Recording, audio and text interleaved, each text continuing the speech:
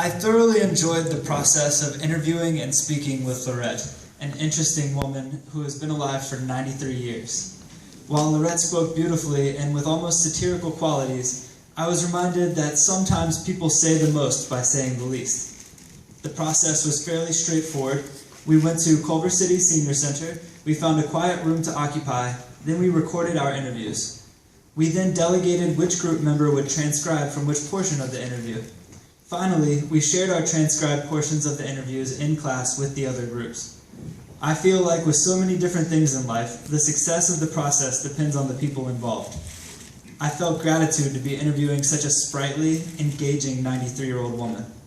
I believe her longevity can be accredited to her positive outlook, constant learning, high level of activity, and dedication and gratitude towards health. Her stories, her character, and her beautiful energy inspire me to complement her music with visual effects. The following is a recording of her performing for us a popular piece of music, Chartless.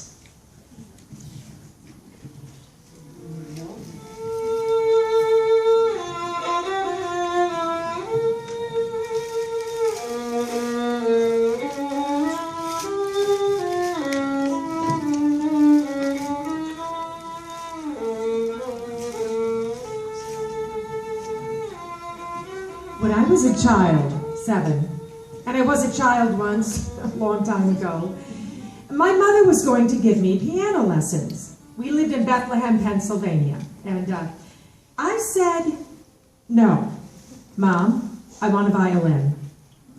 And I had no idea how I knew about the violin.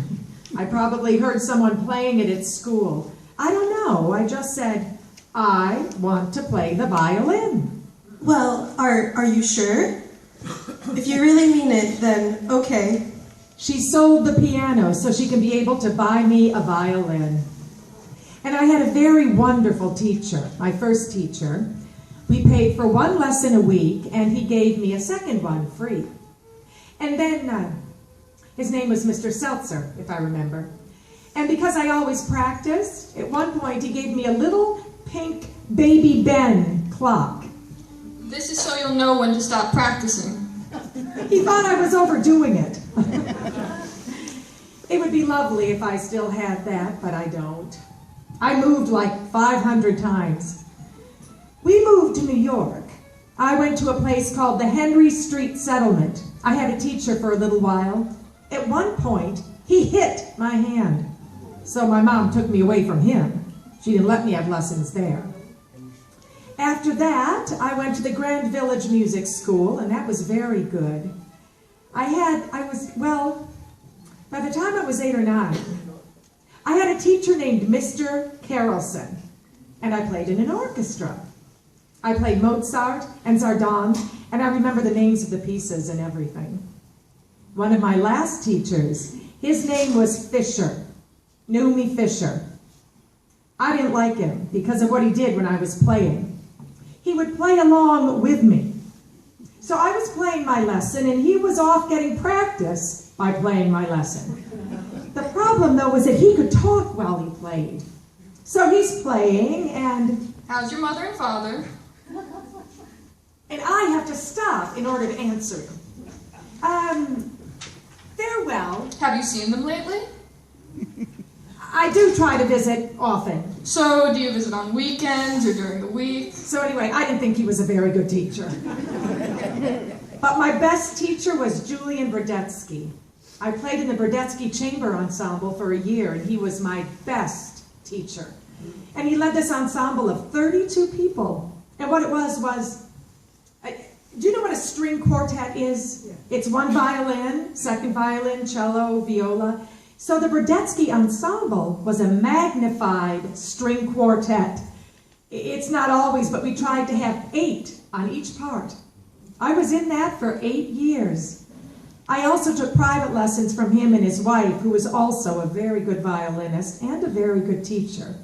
They were my best teachers, the Brodetskys.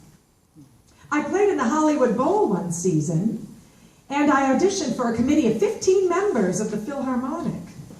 And they passed me. And I had a second audition with Leopold Stokowski.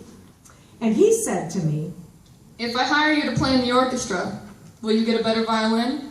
And I said, yeah. And when I went to the violin maker, I said to him, you know, Mr. Stikowski hired me, and he wants me to have a better violin.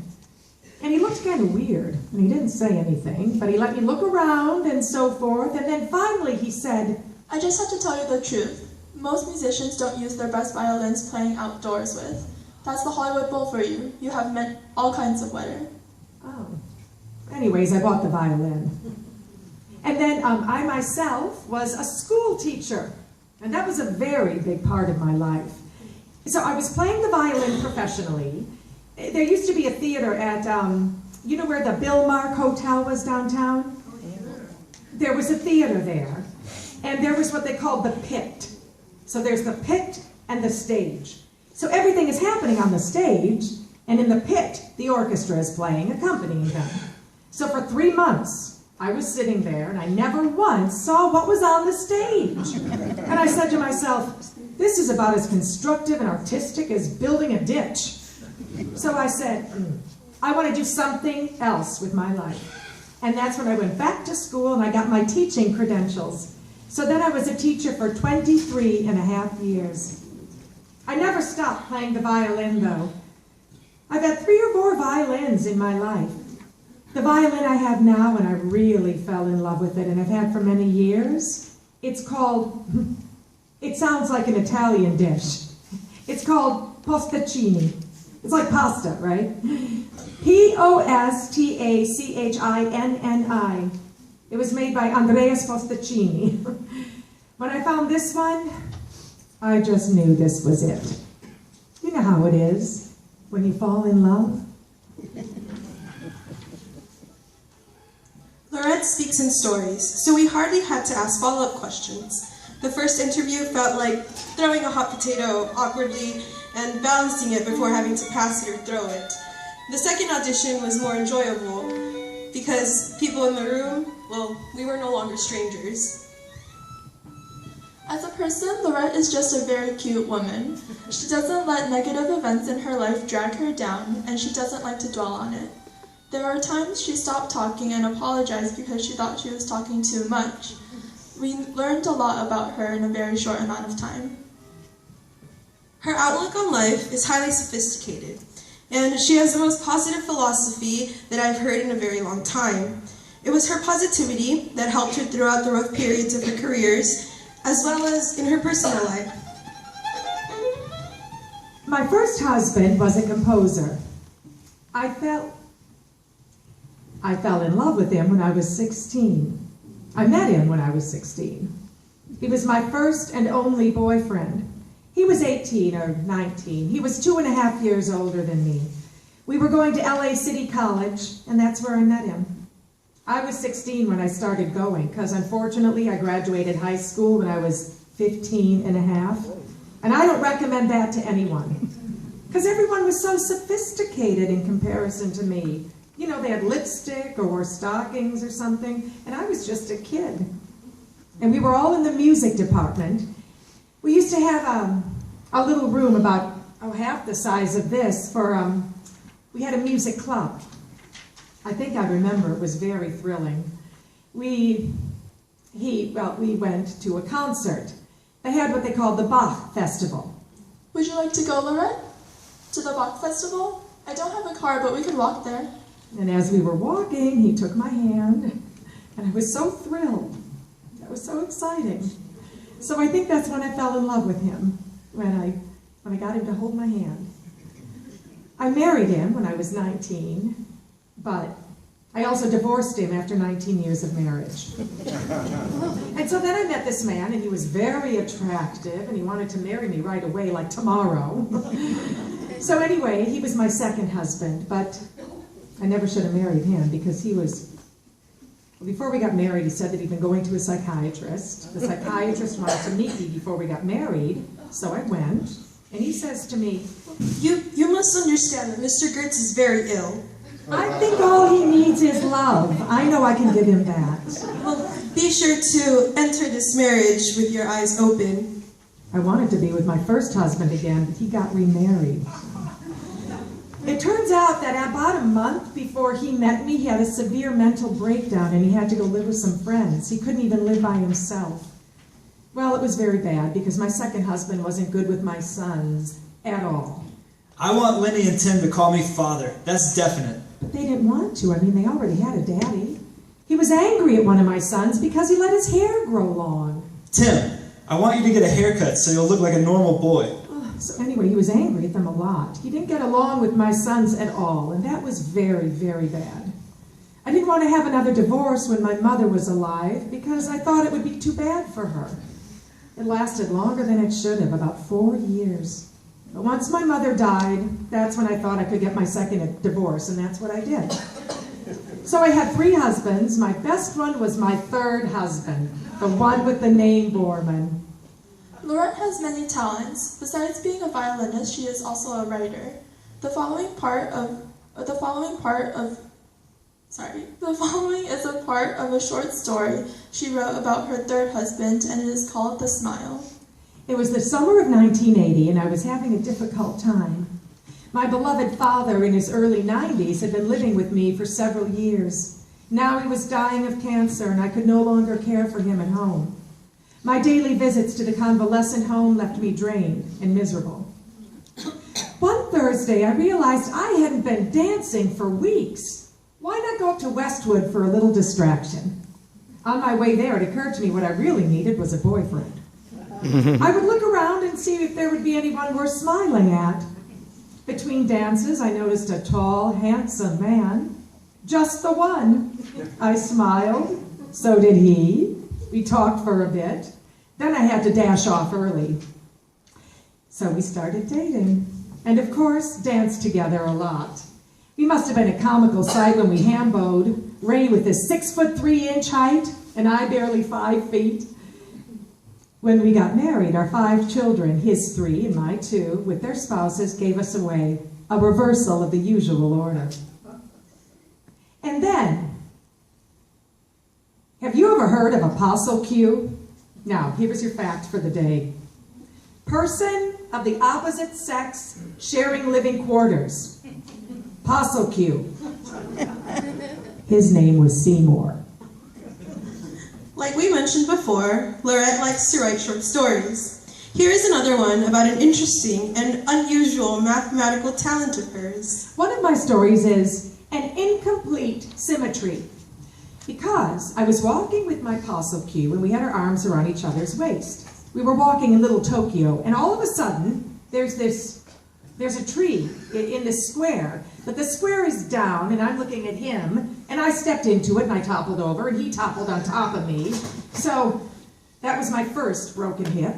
And then a few years later, I was at a folk dance camp, and we were learning a dance. And we were supposed to put one foot in front of the other, and I clumsily put my foot on the protruding sole of my left foot, and I toppled over, and I broke my left hip.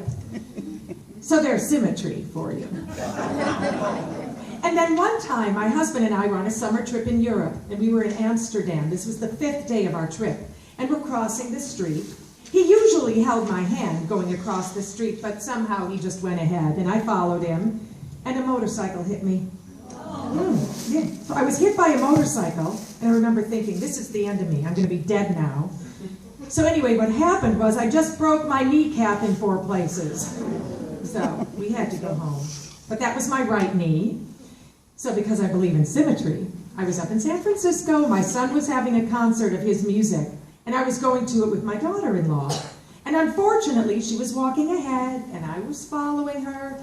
And I didn't realize this was a curb and there was the street. So when I put my left foot down, I toppled over, and I was achieving symmetry by breaking my left knee. So I'm very good at this, you see. Look, some people have certain talents, and I have talents in breaking bones. So anyways, there's the symmetry here and here and here and here. However, when I broke my right shoulder, I did not break that. When I broke my left foot, I did not break my right foot.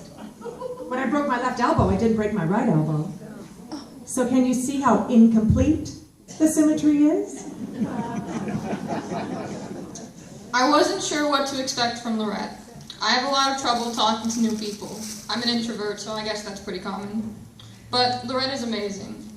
Probably one of the most proactive, outgoing people I've ever met.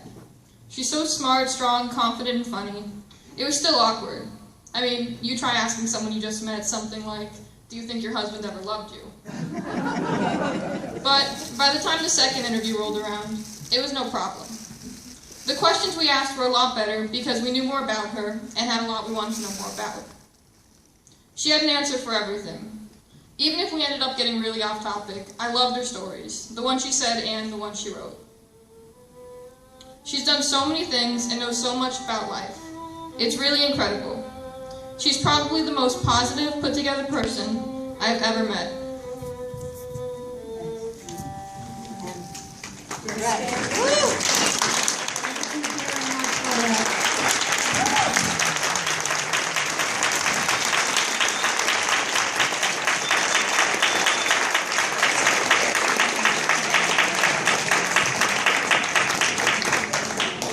Picture here, picture opportunity. Shall I stand? Perfect. I'm sorry. Beautiful. Well done.